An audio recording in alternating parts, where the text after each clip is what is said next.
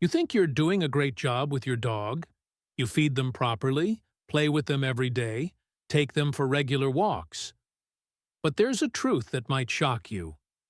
Up to 90% of dog owners are unintentionally hurting their pets without even realizing it. I know that sounds heartbreaking. You love your dog with all your heart, but that love might be misunderstood. And worse, you might be the one breaking the bond you've worked so hard to build with them every single day. According to a study from the University of Bristol, over 70% of dog owners make at least one serious mistake in caring for their dogs. And it's not because they're careless, but simply because they don't know. We just want the best, but we don't know what's truly right for our dog, said one owner who cried after realizing a simple mistake had caused their dog to lose trust. In this video, we'll go over each familiar habit to discover the mistakes that may be silently eroding the relationship between you and your pet, little by little, every day. And don't skip mistake number 8. That habit alone has caused thousands of dogs to become distant and withdrawn, even though they once deeply loved their owners. Let's start with this. Have you ever pulled hard on the leash when your dog strayed off course? Most of us have done it without thinking, a natural reflex to maintain control, to keep them safe. But try to imagine, you're walking, and suddenly someone yanks the collar around your neck from behind. How does that feel? Painful, suffocating, surprising, and completely out of your control. Your dog feels the same way every time the leash is pulled, except they can't tell you. Especially with small breeds like pugs, chihuahuas, or poodles, a hard pull can damage their trachea, cause spinal inflammation, or even lead to early arthritis. But what's even more heartbreaking is that constant leash pulling can make your dog fear going on walks, something that should be the highlight of their day. Every time I picked up the leash, my dog would lower her ears and step back, as if she didn't trust me anymore. One owner shared, "If you see yourself in that story, try switching to a harness instead of a collar, and use a longer leash to give your dog more freedom to explore. Whenever your dog walks correctly without pulling, praise them immediately with a cheerful voice. It might take time, but one day you'll see your dog wagging their tail excitedly every time you reach for the leash again." But if you think leash pulling is the worst mistake, there's one even more common and emotionally crueler: scolding your dog when they make a mistake. We often yell when they bark too much, chew our shoes, or refuse to obey. But the problem is, dogs don't understand why you're yelling. If you yell 5 minutes after they chewed a slipper, they only feel your anger, not the reason behind it. This causes your dog to fear you, to pull away from you, and gradually lose trust. I used to think I was teaching my dog by being strict, until I realized every time I called her name, she avoided my gaze. Instead of yelling, use a firm but calm voice. If your dog misbehaves, redirect them immediately, like giving them a toy instead of the slipper. Dogs don't learn through fear. They learn through consistent and loving guidance. And what's more painful than being laughed at when you're scared, especially by someone you trust? That's what happens every time you laugh when your dog is scared of the vacuum, thunder, or strange objects. To you, it's funny. To them, it's panic. Some people even tease their dogs just to watch them get startled. But that's not a game. That's how you make your dog feel unsafe, unprotected, and mistrustful. When your dog sees you as the source of their fear, they'll gradually close themselves off from you. The first time I realized this was when my dog crawled under the bed and didn't come out all night after I turned on the vacuum right near her ear. If your dog is scared of something, slowly help them get used to it, from a distance, with rewards and praise, so they can start associating it with something positive. That's how you show your dog, no matter how scary the world gets, I'm still here for you. But nothing is scarier than the feeling of being abandoned, and many dogs experience that every single day when their owners leave the house. You come home to a chewed-up rug, scratched furniture, and loud barking. That's not mischief. That's separation anxiety. Dogs are pack animals. Being left alone makes them unsure if you'll ever come back. Some bark all day. Others stay quiet, depressed, and don't eat, which is even more alarming.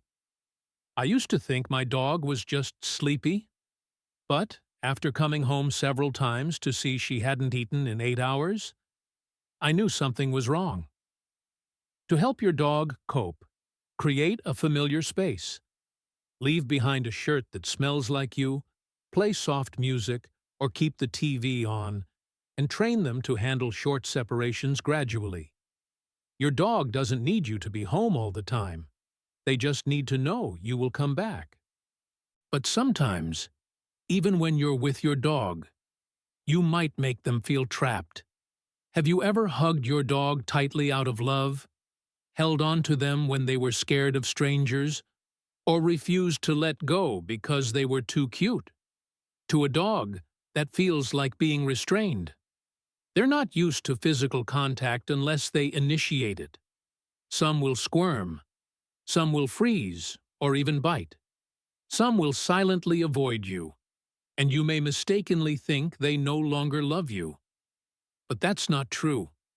I used to feel hurt when my dog kept avoiding my hand every time I tried to hug her, until I read that it's a sign of stress. Let your dog decide when they want affection. A gentle nudge on your hand, or resting their head on your shoulder.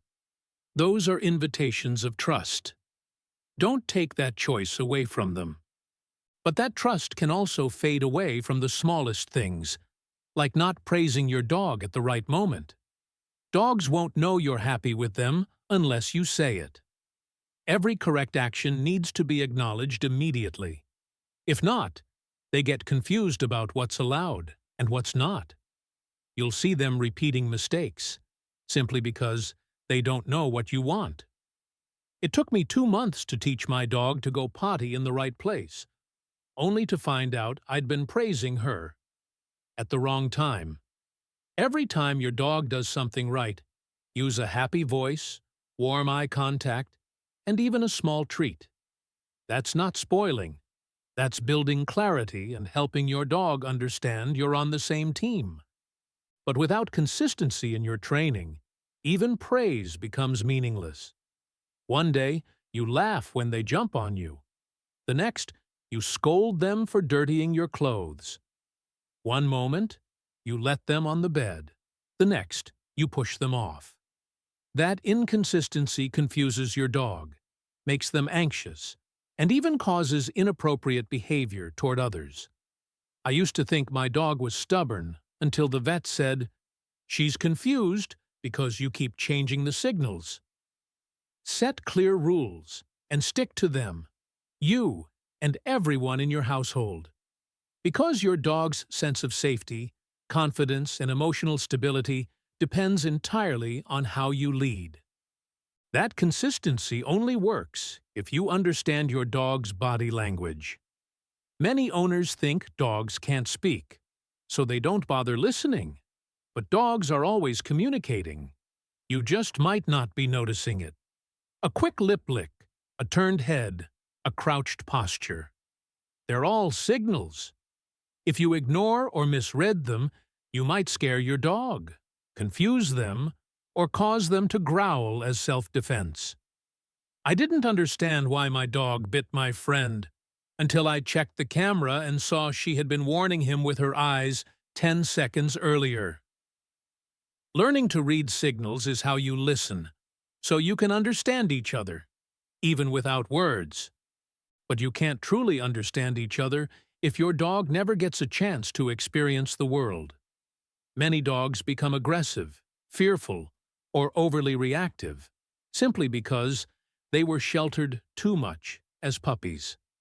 Lack of early social exposure leads to insecurity, mistrust, and panic in new situations.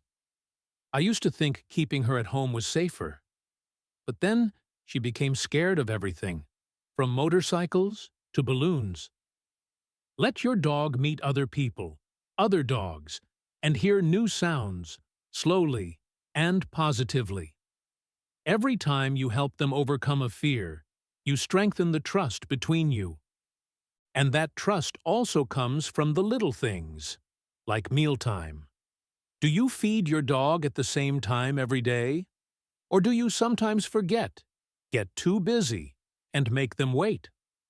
It might not seem serious, but inconsistent feeding disrupts their biological rhythm, increases anxiety, and takes away their sense of security.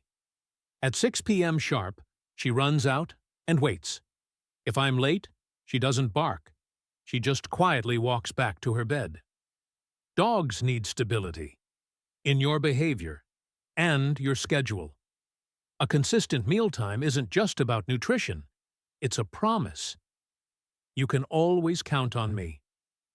That stability also includes giving your dog enough exercise every day. Many dogs are trapped within four walls, not because their owners don't love them, but because they're too busy. Lack of physical activity leads to boredom, anxiety, destructive behavior, and even depression. Mine used to lie still all day. The vet said she was stressed from not moving enough. Even just 15 minutes of walking, playing fetch, or chasing a toy, those moments are when you truly reconnect with your dog by being fully present. And sometimes, during those activities, you might accidentally destroy all your progress by punishing your dog with isolation. Many people think putting a dog in a crate is a gentle punishment, a timeout to calm down. But to dogs, isolation means being excluded. It's you saying, "I don't want you here."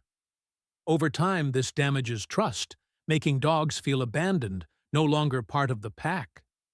I used to crate her whenever she barked too much. Now, she trembles every time I walk into the room. Instead of isolating, guide them. And if your dog needs rest, give it to them in a way that feels safe, not as punishment. You can also break trust with a single action, taking away food or toys without warning. It seems harmless, but it's the root of many defensive or even aggressive behaviors. Dogs don't guard items because they're greedy. They guard them because they don't feel safe. When you snatch something away without offering anything in return, you're teaching them what you have can be taken at any time. The first time she growled at me was when I took her ball without asking. Teach your dog that giving something up isn't losing it. It's a trade. And finally, perhaps the quietest but most painful mistake, not realizing your dog is getting old. They no longer run as fast, sleep more, and seem less excited. Not because they're lazy, but because their body is changing. If you keep treating them the same, forcing them to run, to play, to move, you're causing them pain. Many senior dogs suffer from arthritis, fading vision, hearing loss, but still try to seem okay because they don't want to disappoint you. I cried when I realized the reason she didn't come when I called wasn't defiance. It was because she couldn't hear me anymore.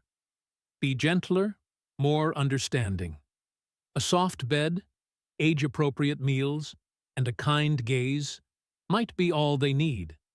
Because, to an old dog, every moment with you is the most precious gift left. We've just uncovered the 14 most common mistakes that many of us, even with all our love, still make every day with our dogs. But don't feel guilty. Just by realizing this today, you're already a step ahead of thousands of others. And from today on, the bond between you and your dog will no longer be the same. It'll be warmer, stronger, and more full of understanding than ever before. If you found this video helpful, hit the subscribe button It'll motivate me to share even more helpful tips. Every week, I post videos to help you become a better dog owner. Not perfect, but kind, informed, and always striving for your four-legged friend.